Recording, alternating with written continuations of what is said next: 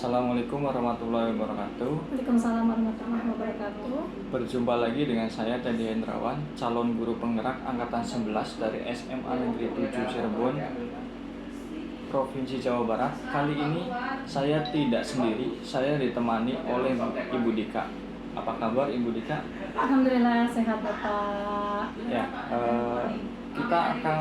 kita adakan percakapan praobservasi. Nanti saya akan amati jalannya proses pembelajaran yang dilakukan di dalam kelas. Nah, observasi nanti saya akan amati jalannya proses pembelajaran yang dilakukan oleh Ibu Dika di dalam kelas. Sebelumnya saya melakukan proses supervisi kelas. Adapun tujuan yang dilakukan supervisi adalah untuk mengetahui dan juga mengevaluasi jalannya proses pembelajaran yang Ibu Dika lakukan. Dan kenapa hari ini saya melakukan percakapan observasi sebagai persiapan awal, biar nanti dapat melakukan kegiatan pembelajaran lebih baik, siap dan lebih percaya diri, sehingga memberikan pembelajaran yang terbaik bagi murid. Nah, ada beberapa pertanyaan yang akan saya sampaikan kepada Ibu Dika berkaitan dengan tujuan. Nah, yang pertama, kira-kira apa tujuan pembelajaran yang ingin dicapai berdasarkan rancangan pembelajaran yang dituliskan, Bu? Oke, sebelumnya saya perkenalkan diri dulu ya Pak ya. Iya. Nama saya Dika Rismayanti. Di sini saya mengaku mata pelajaran PKWU. Saya diberikan tugas di SMA Negeri 7. Untuk mapel yang saya ajarkan yaitu kelas 10 dan kelas 11 untuk pelajaran PKWU. Di sini nanti yang akan dilakukan supervisi oleh Bapak, saya nanti akan mengambil kelas 11 dengan tujuan pembelajaran tentang menjelaskan bagaimana kerajinan dari bahan-bahan limbah berbentuk bahan bangun datar. Yang kedua, menjelaskan ide dan peluang usaha kerajinan bahan limbah berbentuk bangun datar.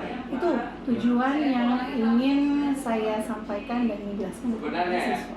Ya, bagus sekali ya Bu, tujuan pembelajarannya yang akan dirancang oleh Ibu Dika. Baik. Pertanyaan kedua, yaitu bagaimana area pengembangan yang ingin Ibu capai atau ingin Ibu lakukan? Ya, kalau di sini saya kan nanti akan mengajar pelajaran prakarya dan kewirausahaan. Yang saya harapkan adalah siswa, bagaimana siswa itu dapat menciptakan suatu produk dengan ide-ide siswa tersebut. Kemudian bukan hanya saja siswa untuk dapat membuat produknya, tetapi saya menginginkan siswa juga nanti bisa menjual, ya, menjual produk-produk yang mereka buat, sehingga nanti akan lebih bermanfaat buat mereka. Mungkin seperti itu Pak. Iya, bagus sekali ya Bu ya, area pengembangannya. Kemudian bagaimana rancangan pembelajaran yang ingin Ibu terapkan di dalam kelas, mungkin dari strategi atau modelnya atau metodenya gitu Bu. Oke. Untuk strategi yang akan saya lakukan nanti dalam kelas itu dengan strategi berdiferensiasi. Di sini kan banyak model pembelajaran. Saya akan menggunakan problem based learning dan project based learning. Tetapi nanti untuk hari Rabu ya, ketika supervisi saya akan menjelaskan PBL atau problem based learning. Siswa diberikan suatu kasus ya oleh saya berupa lembar kerja. Nanti mereka dibuat kelompoknya saya yang bikin sesuai dengan kemampuan siswa yang berbeda-beda. Artinya nanti tidak ada yang pintar semua dan tidak ada yang malas ya. Tetapi mereka campur, ada yang pintar dan ada yang mungkin malas ya, kalau tidak pintar kan tidak.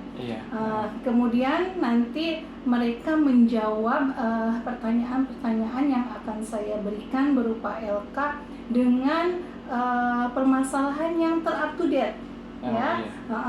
Ter-up to date yang mereka alami di lingkungan sekitar, yaitu berupa limbah. Iya, berarti memanfaatkan ya Bu ya. Betul, memanfaatkan limbah yang ada di lingkungan sekitar.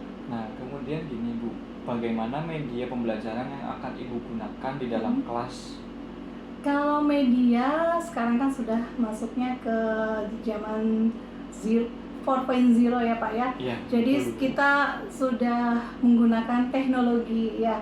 Jadi anak-anak saya nanti membuat PowerPoint ya, PowerPoint. membuat PowerPoint, kemudian nanti anak menyimak penjelasan dari saya, kemudian saya beri pertanyaan-pertanyaan pemantik berupa masalah-masalah yang terkini, kemudian mereka silakan nanti berdiskusi dengan permasalahan yang saya sampaikan kepada siswa tersebut. Seperti itu, Pak. Iya, Bu. Baik.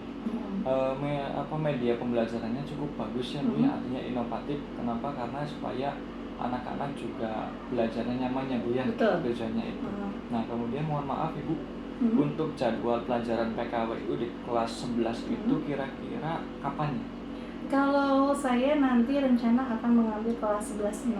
Di kelas 11-6 saya ada jadwal jam ke-89 ya, berarti jam 1.15, Pak. Oh iya. Ya.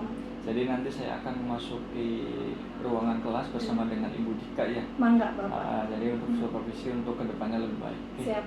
Baik, mungkin sekian saja Bu terkait dengan praobservasi bersama Ibu Dika. Semoga untuk kegiatan observasi di kelas nanti bisa berjalan lancar. Amin. Kemudian sesuai dengan rencana yang sudah dilakukan hari ini. Setelah observasi nanti akan ada wawancara pasca observasi. Mangga, Bapak. Siap. Terima kasih atas waktu dan kesedampatannya serta untuk menjadi rekan melaksanakan praobservasi. Assalamualaikum warahmatullahi wabarakatuh. Waalaikumsalam. Assalamualaikum warahmatullahi wabarakatuh.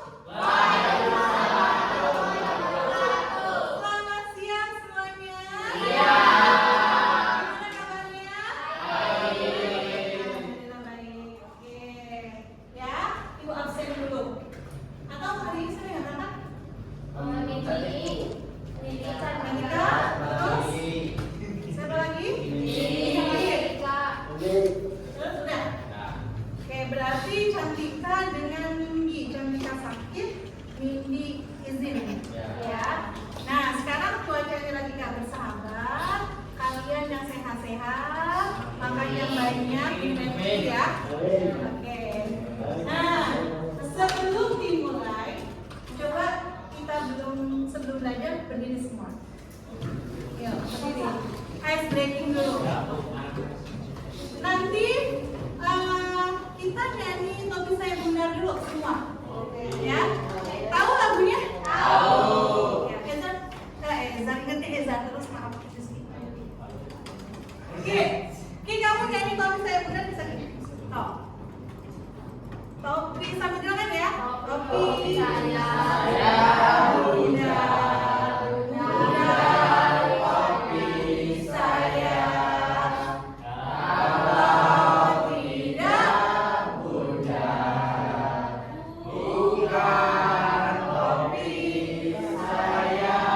Sekarang instruksinya, kalau topi dan saya kalian cukup ngomong dalam hati.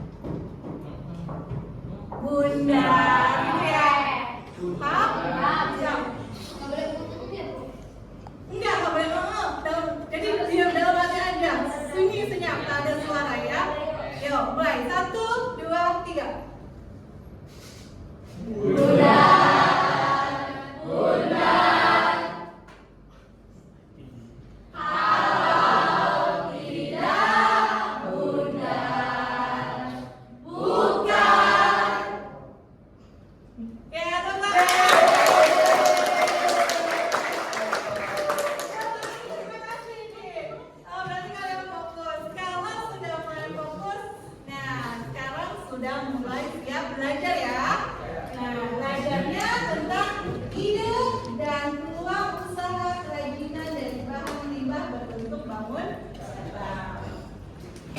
Dalam hal ini, Ibu mengharapkan kalian bisa menjelaskan tentang kerajinan dari bahan limbah berbentuk bangun datar dan bisa menjelaskan ide dan peluang usaha kerajinan dari bahan limbah berbentuk bangun datar. Coba ada 2. Ya, ini sebagai pertanyaan mantik. Ya, Angel silakan maju. Langsung dari duluan Angel. Silakan Angel. Mungkin di sini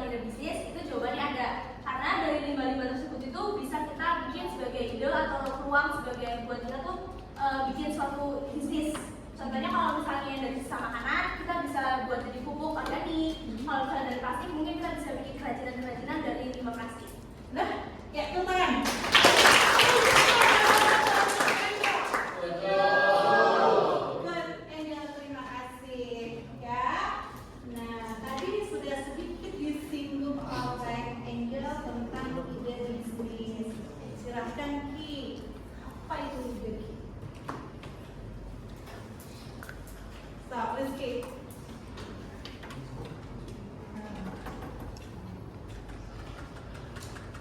Apa ini ide bisnis? Ide bisnis itu menurut saya itu rancangan awal. Iya, rancangan awal. Kenapa disebut rancangan awal? Ki? Karena sebelum kita masuk ke Tidak. ide-ide yang lainnya kan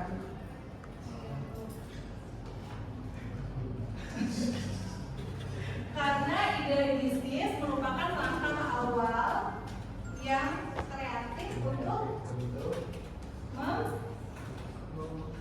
membuat suatu bisnis. Contohnya apa? Ki, kamu Ki, idenya. Misalnya, ini buat apa? apa ya? Kerajinan. Kerajinan ya, kerajinan. Ya. Apa kerajinannya? Kotak tisu. Kotak tisu. Kenapa kamu bikin kotak tisu? Ya, Karena memanfaatkan karena Dibantu oleh Yazid. Yazid, Yazid, silakan. Ini jelasin ya. Jadi ide bisnis itu langkah awal kita untuk membuat suatu bisnis. Nah dari ide itu kita bisa tahu nih apa yang kita miliki untuk membuat suatu bisnis. Terus juga apa yang dibutuhkan orang lain dari yang kita bikin bisnis tersebut. Terus kita juga mengamati orang-orang yang mungkin tertarik dengan bisnis yang kita bikin. Kemudian mengamati tempat yang sekiranya strategis untuk kita menjual produk-produk yang kita bikin. Good job. Terima kasih. Ya, jadi nanti kita sebelum membuat ide bisnis ini nih langkah langkah dalam membuat atau menentukan ide bisnis ada 3 langkah atau 3 tahapan. Kemudian peluang. Peluang siapa yang mau menjelaskan? Pilih yang mana?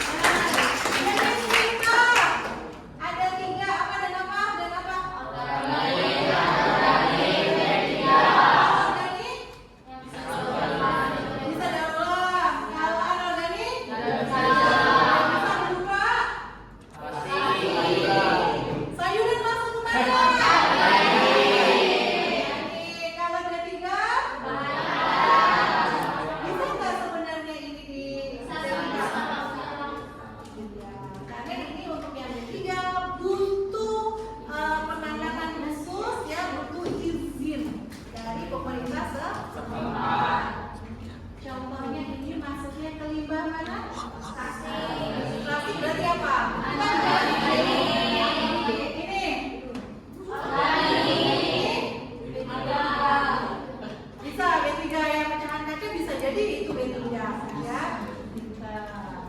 Nah, nanti limbah itu supaya bisa bermanfaat buat semua, silakan ini kalian coba TikTok.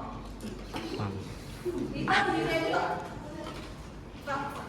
Apa itu reuse?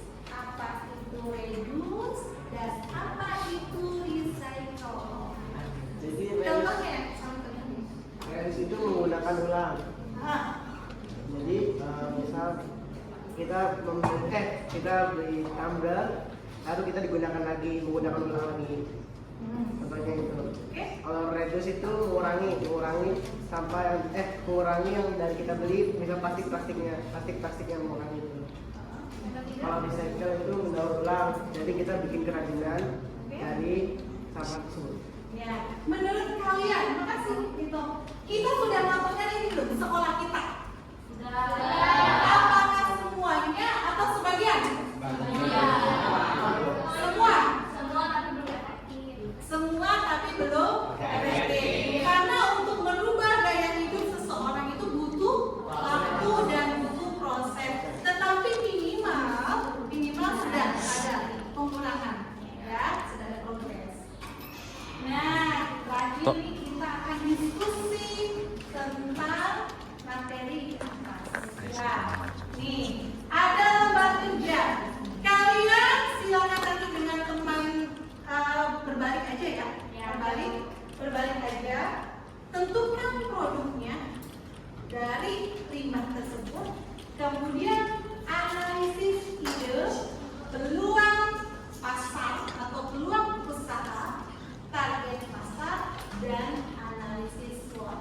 Silakan 5 menit untuk ngobrol. Soal diskusi berbalik aja deh, berbalik aja.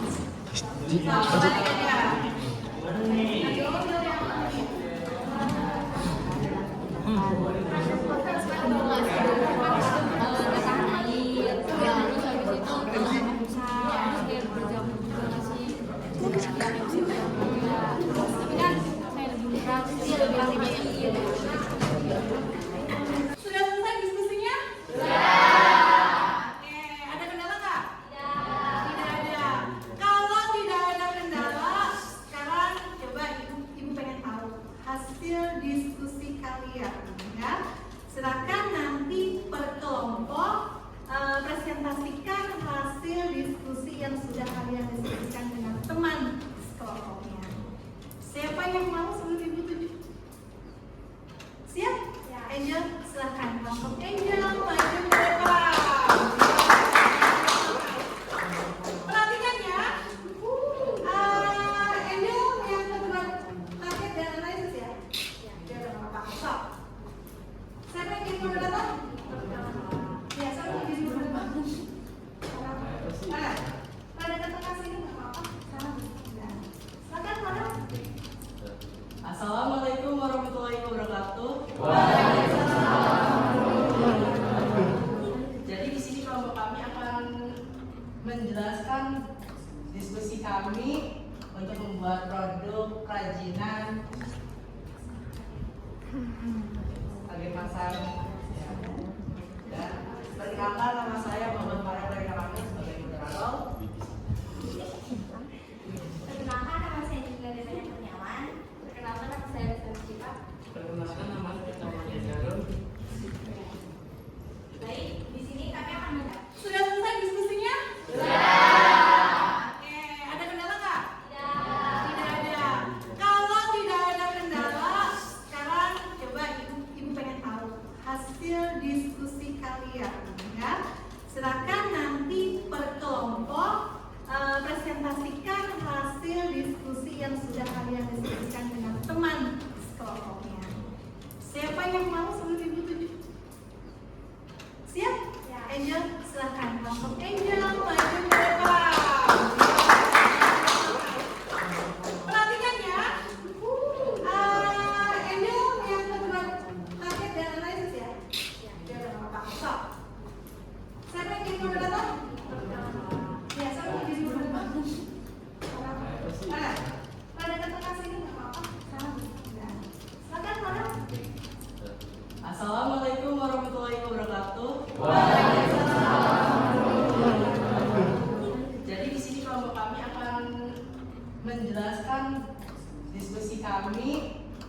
membuat produk kerajinan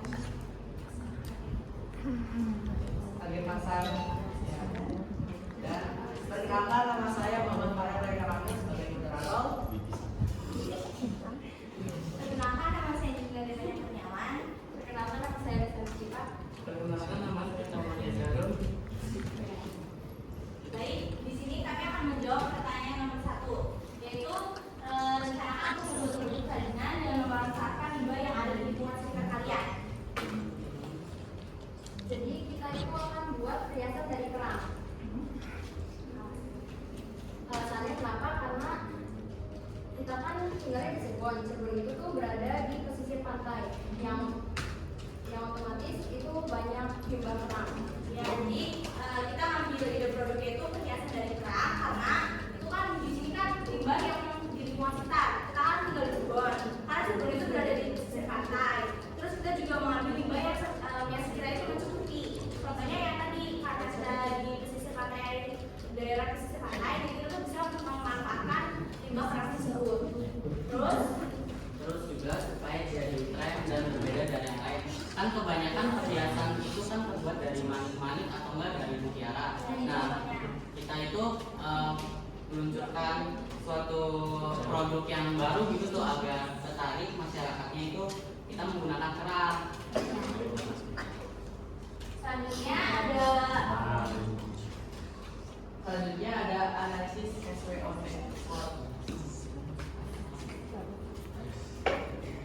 Tiga apa yang target pasar. di sini target kita itu menjual di seluruh usia karena menurut kami orang-orang yang kiranya menggunakan perhiasan itu bukan seperti anak-anak doang, remaja doang, tapi seperti ibu bapak guru kita, orang tua kita itu sebenarnya masih layak untuk memakai itu juga karena ya balik lagi ke tertarikan seseorang karena orang berbeda itu ada yang emang orangnya udah usianya 30 atau usia 40 tapi masih suka nih pakai perhiasan gitu tersebut. Selanjutnya ada analisis SWOT. Di sini saya mau menjelaskan secara singkat apa itu SWOT. Kalau misalnya S-nya itu singkatan dari strength yang artinya kekuatan, lalu W itu dari weakness yang artinya kelemahan, yang O-nya itu opportunities yang artinya peluang, dan yang T-nya itu ada threats yaitu ancaman. Dan SWOT itu terbagi menjadi dua. Jadi kalau yang S sama W itu strength dan weakness itu termasuk ke dalam internal atau produknya. Kalau misalnya yang O dan T itu termasuk ke eksternal atau misalnya dari konsumennya. Kekuatannya apa? Kekuatan dari produk kita itu kayak misalnya kerang kan bahannya keras gitu, jadi tidak mudah pecah. Dan itu juga karena berbeda dari yang lain, kita pakainya kerang bukan dari manik-manik gitu. Terus yang kedua itu kelemahan dari produk kita itu ya balik lagi dari ketertarikan seseorang yang ingin membelinya gitu. Mungkin karena udah banyak yang pakainya dari manik-manik, mungkin kalau misalnya orangnya yang emang sukanya sama satu barang, buat pakai barang baru tuh kayak ya udahlah yang manik-manik aja, mungkin nggak terlalu tertarik gitu. Mungkin itu kelemahannya. Oke. Peluang. Terus peluangnya itu karena kita tinggalnya di pesisir pantai dan banyak limbah kerang, jadi kita bisa memanfaatkannya dengan baik. Terus ancamannya karena udah ada beberapa toko atau orang udah menjual perhiasan dari kerang, jadi mungkin karena udah ada tren itu Bu, jadi kayak perhiasan dari kerang, jadi orang-orang tuh udah banyak nih produk apa sih toko-toko yang emang udah menjual juga, mungkin itu sebagai ancaman kita. Atau bahkan yang di offshore tuh mungkin karena ada orang yang emang malas buat keluar rumah tapi mau membeli itu, jadi belinya buat di online shop. Ada Paham nggak? Silakan. Selanjutnya kelompok kami akan membuka sesi tanya jawab. Oke, Dito, silakan. Jadi bagaimana cara agar konsumen tertarik pada produk yang kalian produksi? Oke, di sini saya akan menjawab pertanyaan dari Dito. Balik lagi ke tertarikan seseorang ya Dito. Karena kan mungkin udah banyak nih tren yang sekarang itu bikin perhiasan itu dari manik-manik. Seperti contohnya yang saya pakai. Jadi kita tuh mau bikin ide atau tren terbaru. Jadi terbuatnya dari kerang. Jadi kayak mungkin orang-orang bisa kayak mencoba hal baru, terus jadi pada tertarik sama produk yang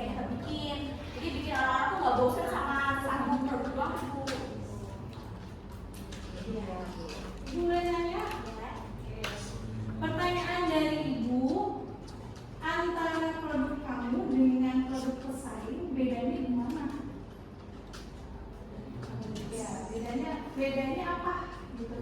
Mungkin dari bahan bakunya Bu. Ya. Ya. Kenapa? Bahan bakunya? Ya kalau misalnya dari produk lain mungkin balik lagi Bu yang pakainya manik-manik Bu. Karena ya rata-rata pakai manik-manik, jadi kita bikinnya tuh emang dari bahan bakunya yang berbeda, yaitu dari kerang. Jadi lebih memanfaatkan limbah yang ada di sekitar kita. Oke. Ada lagi pertanyaan? Sudah? Ya? Oke, silakan kesimpulannya apa? Jadi kesimpulannya kita bikin kerajinan gelang kerang itu karena kita memanfaatkan limbah dari pesisir pantai yang ada di terus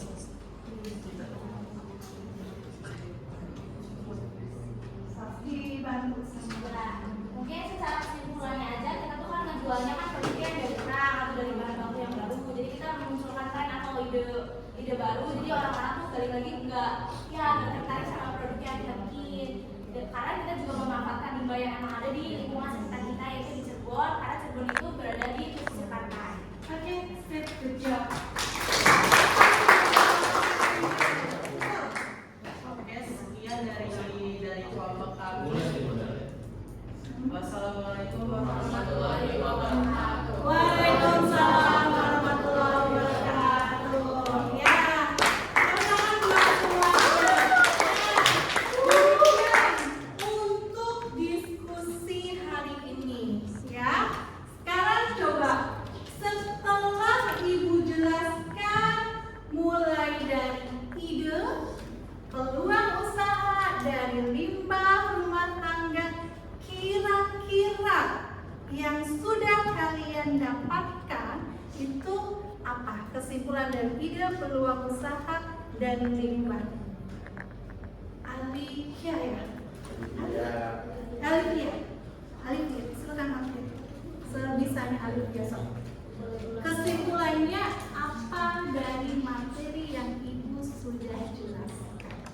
Kita refleksi bersama. Ibu mau tahu seberapa paham kalian memahami materi yang sudah kita bahas bersama-sama. Silakan. Jadi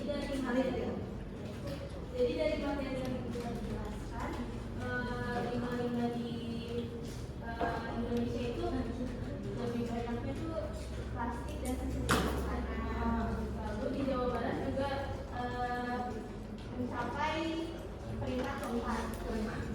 Lalu dengan limbah-limbah plastik dan sisa makanan itu bisa dijadikan peluang usaha atau ide usaha untuk menghasilkan produk atau kerajinan yang bisa menghasilkan nilai jual.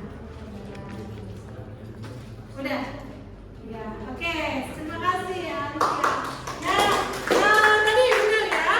Jadi kita harus bisa membuka suatu usaha dengan ide yang cemerlang, ya, berupa produk, ya, karena kita saat ini sedang membicarakan tentang PKWU-nya kerajinan, maka produk yang nanti kita buat adalah produk kerajinan dari bahan limbah.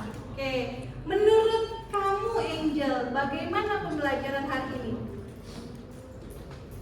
Mungkin secara singkatnya aja ya Bu, mungkin yang bisa kita ambil dari pelajaran sekarang tuh buat nanti kedepannya kita juga, buat kita tuh bisa membuka suatu usaha dengan mempersiapkan dulu dari ide bisnisnya, dari peluang usahanya, terus dari peluang pasar, target pasar, dan analisis SWOT-nya juga. Jadi kita tuh nggak cuma nyiapin ide atau misalnya peluangnya doang, tapi kita juga targetnya siapa, terusnya kekuatan kelemahannya juga dipertimbangkan, terusnya peluang sama ancaman dari konsumen-konsumen luar itu bagaimana gitu. Jadi memikirkan panjang ke depan.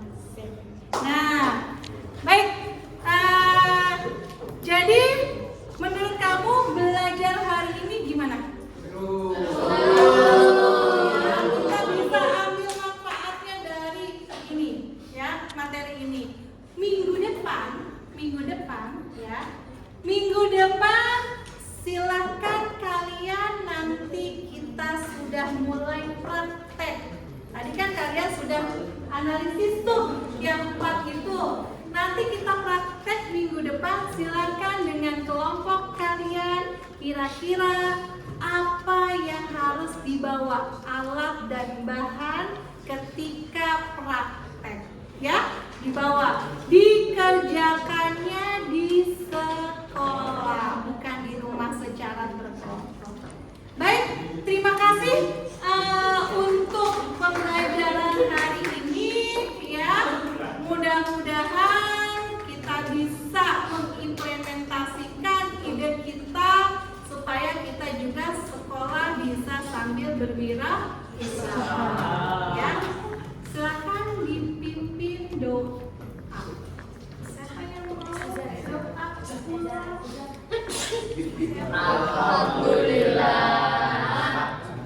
Doa dulu. Kan kita lagi keluarnya, silakan berdoa. Iya. Dalam rangka kegiatan belajar pada hari ini, alangkah baiknya kita semua baca doa. Baca doa untuk kepercayaan agamanya masing-masing. Berdoa dimulai. Berdoa selesai. Beri salam.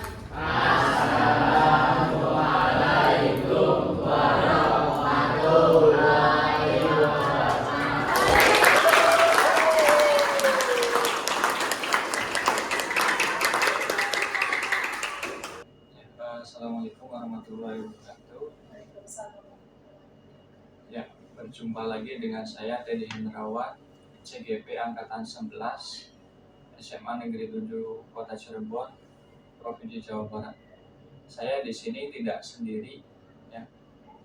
Saya ditemani oleh Ibu Dika selaku guru PKWU SMA Negeri 7 Cirebon dan Pak Mumu Mujamil selaku pengajar praktik saya. Saya di sini akan melakukan coaching pasca observasi. Nah, langsung saja ya Ibu ya terkait dengan observasinya. Kemarin kita sudah melakukan observasi terhadap Ibu Dika, bahwasanya sebelum diobservasi itu kan observasi dulu ya, baru kita observasi. Nah kemudian langsung saja ke pertanyaan intinya Ibu ya, terkait dengan apa sih Bu tujuan observasi ini? Tujuannya itu untuk dapat mengetahui gimana saya dalam memberikan transfer ilmu kepada siswa dan siswa bisa memahami apa materi yang saya sampaikan dan bisa diaplikasikan di dalam kehidupan nyata.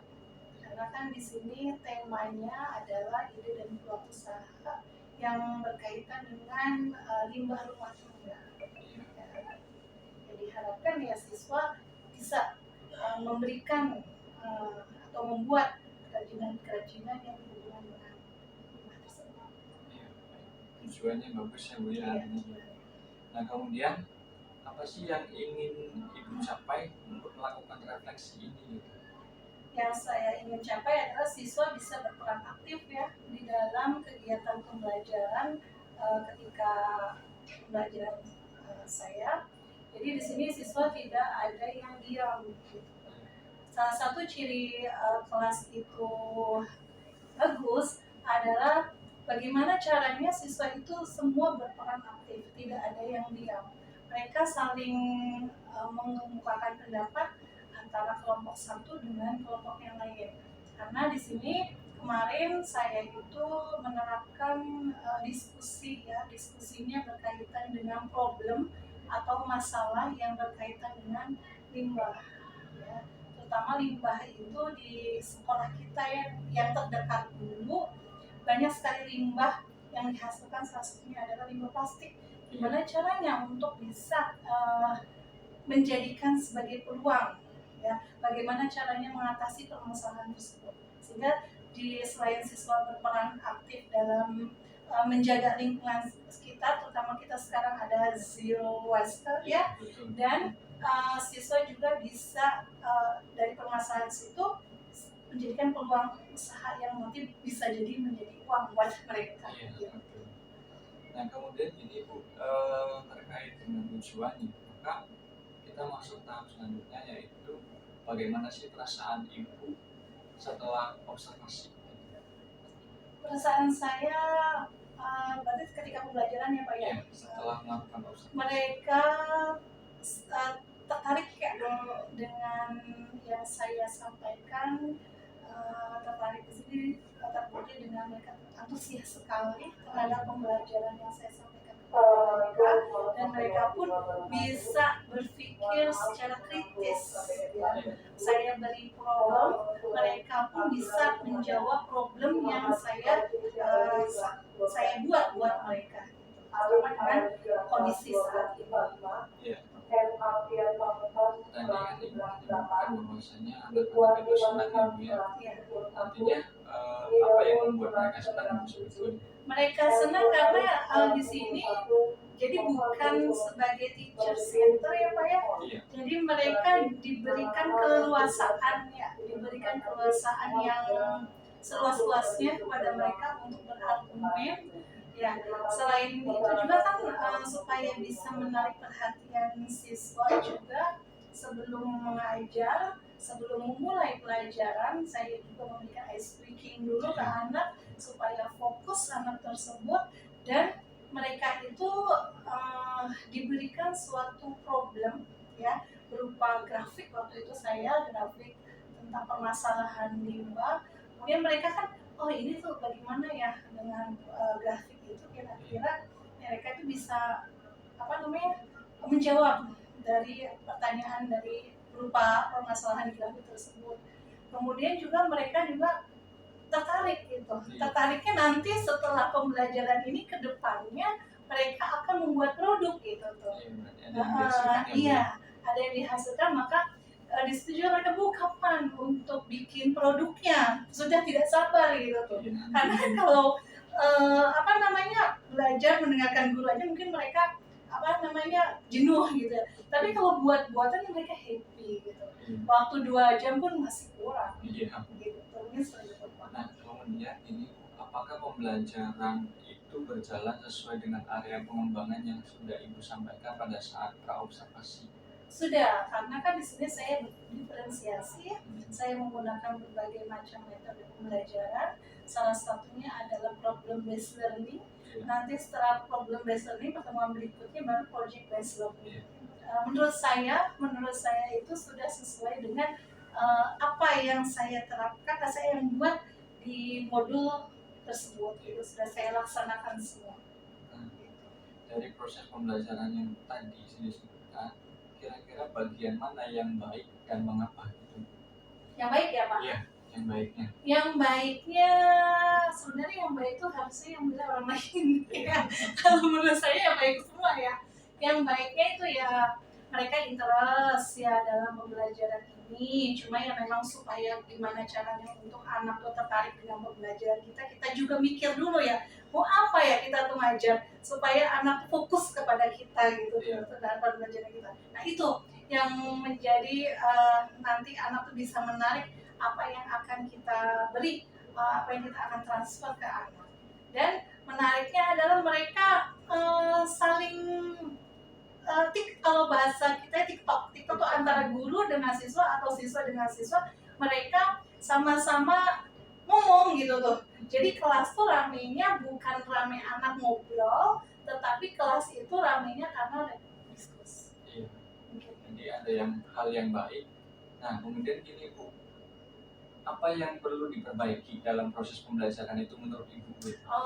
Yang perbaiki, terkadang saya ada beberapa bagian anak yang tidak ada yang namanya satu kelas kan tidak semua punya kemampuan yang sama ya Pak ya, berbeda-beda. Kadang saya tunjuk, memang seharusnya tidak boleh ya menunjuk siswa, biarkan mereka sendiri yang menjawab, tapi terkadang saya menunjuk anak ya untuk supaya merangsang mereka untuk berbicara.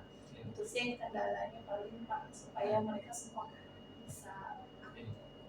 Ya Bu, nanti ini ya berjalan lancar. Kemudian kira-kira ada hambatan nggak Bu selama proses pembelajaran berlangsung gitu? Kalau hambatan kemarin sempat, karena kan belajarnya di lab ya, panas.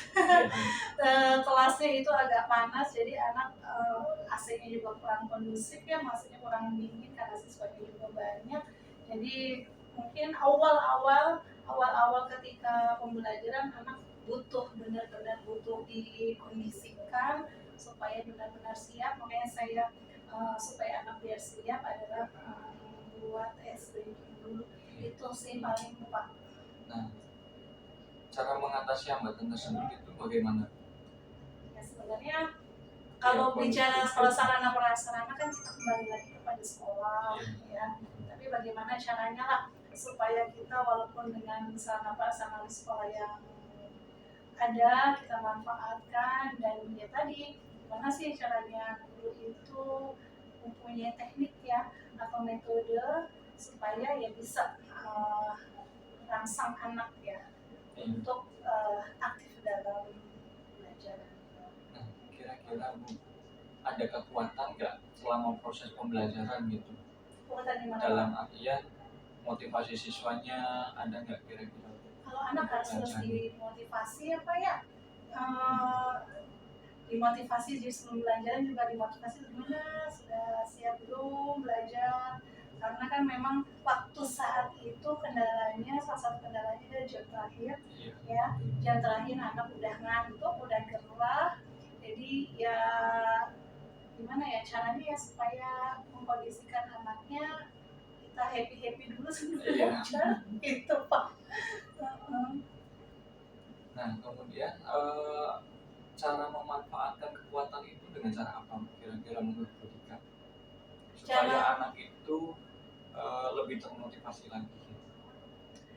Jadi cara kekuatannya membuat model pembelajaran yang bervariatif Pak. Ya, karena kan model pembelajaran itu sebenarnya banyak ya. Jadi setiap pertemuan diusahakan dengan model pembelajaran yang berbeda-beda ya. Itu menjadi suatu kekuatan ya untuk guru ya, mungkin buat saya, supaya anak itu tidak jenuh dan tidak malas atau dan suka gitu dengan pelajaran saya. Betul. Nah, kemudian apa yang akan Ibu lakukan untuk memperbaiki yang tadi kurang baik? Ya harus banyak belajar lagi. Harus banyak belajar lagi. Mungkin belajar sama yang Bapak mungkin sudah guru penggerak, saya bisa belajar dengan Bapak ya, atau lebih banyak mencari referensi karena kan banyak di YouTube ya, di TikTok ya, itu bisa dijadikan suatu referensi supaya saya menjadi guru atau mengajarnya lebih baik. Berkaitan dengan itu ya, kira-kira strategi apa yang perlu dikembangkan pada saat proses pembelajaran itu berlangsung? Strateginya yang penting bisa menguasai kelas dulu Pak. Ya. Satu, menguasai kelas dan mengkondisikan anak. Kita udah pegang tuh anak. Kalau anak sudah kepegang, bagaimanapun kita ngajar itu pasti akan berhasil. Menurut saya sih itu. Jadi penguasaan kelas dulu, kemudian kita tahu di mana anaknya. Nah, insya Allah kalau sudah bisa itu model apapun pembelajarannya insya Allah bisa dilaksanakan. Itu menurut saya. Kemudian ini Bu, perlu nggak ada dukungan dari pihak lain untuk supaya meningkatkan kualitas pembelajaran gitu tuh? Pasti Pak, supaya kita perlu ya, sangat perlu menurut saya. Peran serta dari sekolah juga sangat dibutuhkan ya, terutama berkaitan dengan sarana dan prasarana mungkin ya Pak ya, supaya bisa kondusif dan yang dari apa yang tadi sudah Ibu Dika sampaikan, kira-kira kapan nih mau dilaksanakan rencana aksinya? Gimana maksudnya Pak? Contohnya misalnya gini, kapan mau dilaksanakan pada saat proses pembelajaran itu berlangsung, berikutnya atau seperti apa? Ya berikutnya mungkin akan dilaksanakan pembelajaran yang lebih menarik lagi, lebih happy lagi supaya 2 jam terutama di pelajaran terakhir itu mereka senang. Iya. Nah kemudian dalam hal ini siapa yang bertanggung jawab untuk melaksanakan setiap kegiatan dari rencana yang sudah Ibu rencanakan? Yang paling bertanggung jawab terutama saya sendiri ya. Saya bertanggung jawab terhadap diri saya sendiri. karena ya gimana caranya kita bisa mendidik ya, bukan hanya mengajar tapi mendidik anak-anak supaya mereka bisa terutama sekarang ya harus bisa bernalar kritis ya, kemudian mereka bisa memahami fenomena yang saat ini terjadi, jadi lebih peka terhadap permasalahan yang terjadi saat ini, karena jadi tidak berorientasi kepada materi saja. Gimana caranya kita buat materi esensial dari pelajaran tersebut kita terapkan di dalam kehidupan sehari-hari. Jadi kalau misalnya kita berikan contoh ke situ, siswa akan lebih senang gitu daripada kita mengawang-awang yang tidak jelas. Baik kita cari contoh yang real, jadi anak lebih mudah untuk menangkap informasi yang diberikan oleh guru tersebut. Nah, dari yang tadi sudah dibicarakan, bagaimana komitmen ibu untuk mengembangkan area pembelajaran? Komitmennya ya terus belajar sih Pak, komitmennya terus belajar dan terus apa ya, selain itu juga namanya ada MGMP ya Pak ya. Nah itu di MGMP itu sering sharing ngajarnya bagaimana, materi apa ya kira-kira yang akan dibahas pada misalnya tema ini. Jadi lebih banyak sharing kepada teman-teman MGMP sekolah, dan kami juga kan ada MGMP kota. Di situ juga kan suka ada informasi mengenai pembelajaran juga itu Pak. Mungkin Pak. Ya. Baik Ibu, satu pertanyaan lagi terakhir ya. Bagaimana cara Ibu memantau kemajuan pelaksanaan pembelajaran? Memantau pelaksanaan pembelajaran itu biasanya kan orientasinya sebenarnya proses ya Pak. Itu kan kita lihat bukan hanya dari nilainya saja. Kalau saya bukan hanya dari akhir, tetapi terutama untuk pelajaran PKW itu kan ada yang namanya membuat suatu produk ya, proses yang akan dinilai Pak ya, bukan akhir. Tapi yang lebih penting adalah ketika pembelajaran berlangsung, proses tersebut anak dapat melaksanakan dengan baik sesuai dengan instruksi dari guru yang disampaikan oleh guru pada siswa. Mungkin itu saja Bu Dika. Terima kasih atas waktunya. Mudah-mudahan bisa meningkatkan kembali pengembangan pembelajarannya ya Bu ya, baik itu medianya, strateginya, modelnya maupun yang lain. Semangat Bu Dika untuk proses pembelajarannya, mudah-mudahan itu yang terbaik. Amin. Itu saja mungkin Bu Dika dari saya, kurang lebihnya mohon maaf. Wabillahi taufiq wal hidayah. Wassalamualaikum warahmatullahi wabarakatuh. Waalaikumsalam.